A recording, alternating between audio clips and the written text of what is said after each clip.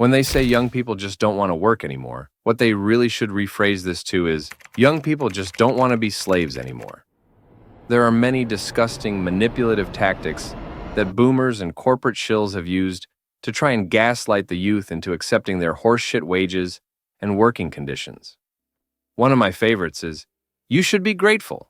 You have it better than anyone in human history. The problem with this statement is that no one who says it has actually researched the 10,000 years of human history on record and verified this claim. But once you do even a bit of research, you'll see this claim is not only flat out ignorant, but just objectively false as well. For example, when we think of the Middle Ages, we often think that medieval peasants lived incredibly miserable and brutal lives under their lords. But did you know that medieval peasants had somewhere between 30 to 50 days per year of religious holidays off? Not only this, but since they pretty much only did farm work, they would get entire winters off as well, since it was too cold to plant crops. It's estimated in total, they only worked 150 days out of the year, which is something I'm sure modern Gen Z workers would die for. When I learned about this, I realized just how much we've been lied to, and it inspired me to research a lot more about human history to see just how much more they're lying to us about. This led me to the late 1800s post-Civil War era. Slavery was technically abolished after the Civil War, but slave owners were still desperate to cling on to their slave labor.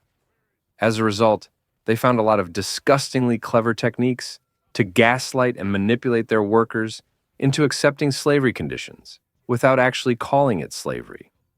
These practices bear many shocking and disturbing similarities to what modern corporations and boomers are doing to Gen Z today. After the conclusion of the Civil War, a practice known as sharecropping was introduced. Theoretically, this was supposed to be an honest form of work for former slaves, where they would get to work on the land in exchange for a share of the crops. In reality, it was just a continuation of slavery, rebranded under a different name. And here's why. Sharecroppers didn't own the land, tools, seeds, or animals they needed to farm. Instead, they had to rent all of these from the landowner at highly inflated prices. They often received their supplies on credit, meaning they would go into debt well before the farming season even began. By the way, these are all necessary work-related expenses, not avocado toast. If this already sounds eerily familiar to you, that's because it's exactly the same work conditions that Gen Z faces today. In order to get a decent middle-class job now, you almost always have to have a college degree. This is the modern-day equivalent of sharecropper farm tools, a necessary work-related expense. And just like former slaves, and by the way, I use the term former very loosely here, Gen Z has to go way deep into debt paying for work-related expenses at very highly inflated prices before they can even start working and making money. Now, what's the point of trapping them in all this debt? What's the motive behind this insidious tactic? I'm glad you asked. You see, slave owners weren't allowed to have slaves in a legal sense after the Civil War. But you can bet the house that they enjoyed their slave labor and they weren't going to just give it up without trying every last loophole to get around the system.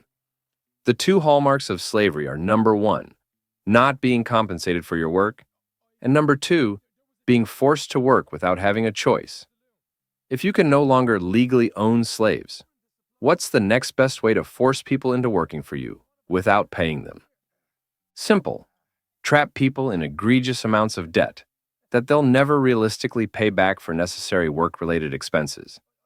Not only do you not have to pay them anymore, but they also have no freedom to quit their job, as they'll eventually starve to death without work.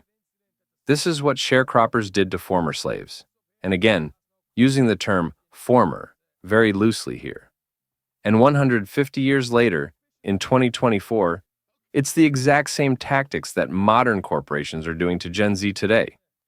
Sharecroppers couldn't quit their jobs because they were bound by debt. Gen Z can't quit their jobs because they're also bound by debt.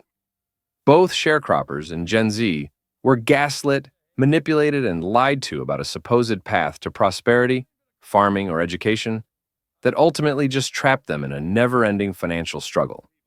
Just as sharecroppers were caught in a cycle of dependence on landowners, Gen Z has been trapped in a cycle of absurd, student loan debt, ridiculous rent prices, and absolute dogshit wages.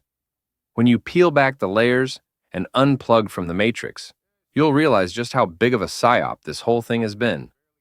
You'll realize that slavery never really ended. It's just been rebranded to a newer, nicer sounding name. I just have one request to all the delusional boomers and corporate shills out there. If you're going to continue to shamelessly try and gaslight and manipulate the youth into accepting this modern version of slavery you've created, at least have the decency to just call it what it is. Stop rebranding it and trying to make it sound better than what it is. Just be honest and at least admit you're a modern-day slave owner who supports slavery. In fact, it's many ways it's even worse. A lot of these modern corporations don't even pay you enough to cover the cost of the job itself, and this video right here exposes them.